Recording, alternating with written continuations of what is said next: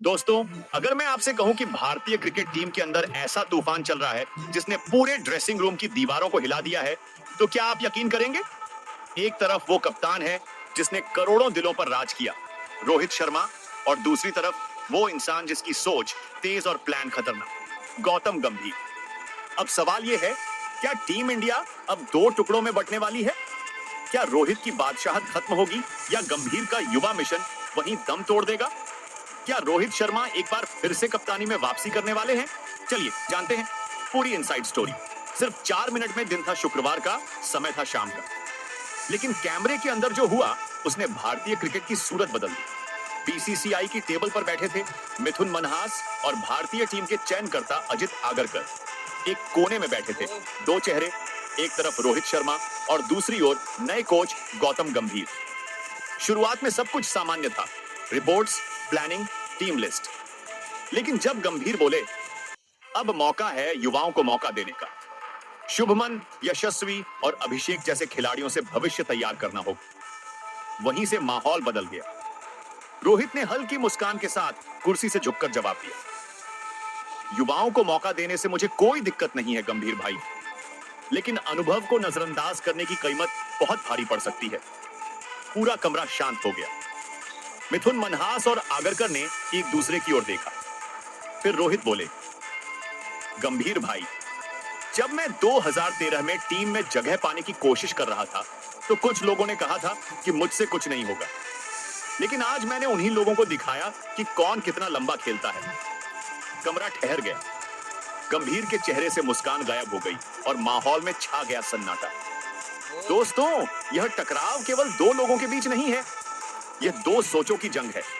गंभीर मानते हैं कि टीम इंडिया को फ्यूचर बेस्ट बनाना होगा।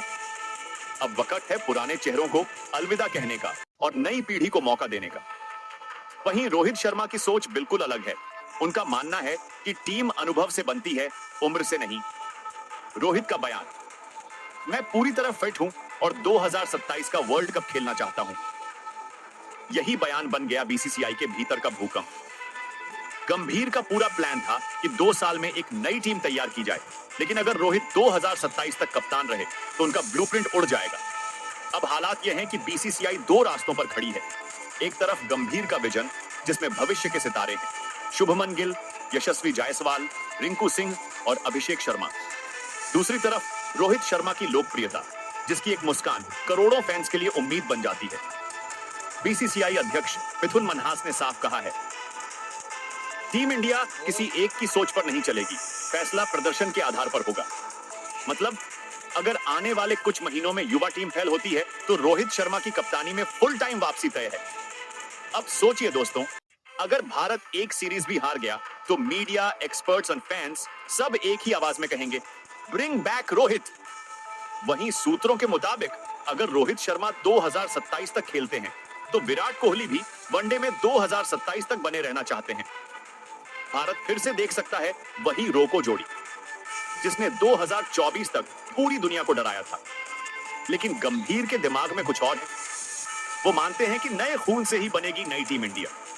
उनका प्लान है यशस्वी जायसवाल को T20 कप्तानी के लिए तैयार करना, शुभमन गिल को वनडे में ग्रूम करना और हार्दिक, रिंकू जैसे खिलाड़ियों को ग्रूम सर्कल में लाना। गंभीर का कहना है, वो दिन अब गए जब नाम से टीम बनती थी, अब वक्त है परफॉर्मेंस का।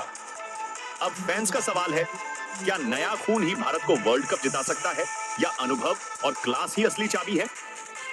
अंदर की खबरें बताती हैं कि ड्रेसिंग रूम दो गुटों में बंट चुका है। एक तरफ वो हैं जो गंभीर के साथ हैं, युवाओं को मौका, नई सोच, नई दिशा। दूसरी तरफ वो हैं जो रोहित के साथ खड़े हैं, टीम में शांति, अनुभव और नेतृत्व की शक्ति। कई खिलाड़ियों ने ऑन ऑफ रिकॉर्ड कहा, हमें एक दिशा चाहिए, दो कप्तान नहीं। अब यह बयान खुद बताता है कि टीम के अंदर हालात कितने गर्म हैं। अब मैदान नहीं, जनता के हाथों में फैसला है, क्योंकि फैंस की ताकत ही सबसे बड़ी है।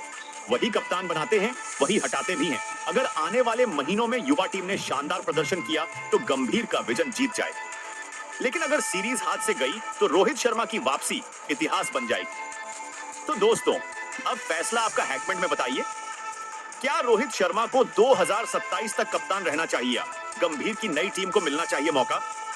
क्योंकि अब यह लड़ाई सिर्फ मैदान की नहीं, मान और सम्मान की बन चुकी है। और इस वीडियो को इतना शेयर करो कि यह आवाज बीसीसीआई तक पहुंच जाए।